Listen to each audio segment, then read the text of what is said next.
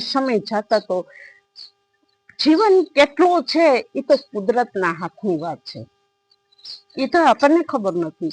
આજે તમારી સમક્ષ બોલીએ છીએ, કાલે અમે હોઈએ નહીં, તો જીવન છે.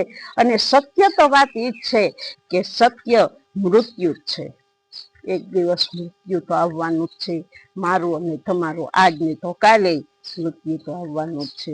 એટલા માટે જ કહું છું કે જે કરવું હોય એ સરસ કરો અને નામ કમાઈને જાઓ.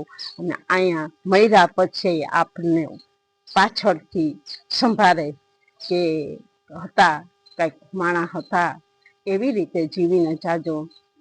અને ભાઈ સમય જતા ભાઈ મરી જાય છે, પછી બેનને એમ થયું મારા ભાઈને મેં ચીતરી દીધી છતાં મારો ભાઈ રહી ના હૈગો, જીવી ના હૈગો. પણ કુદરતની પાસે કોઈનું હાલે? કુદરત પાસે કોઈનું હાલતું નથી. જતા ભાઈ મરી જાય છે, પછી તો બેન નોધારી બની જાય છે. બેન પછી ક્યાં જઈને બેસે?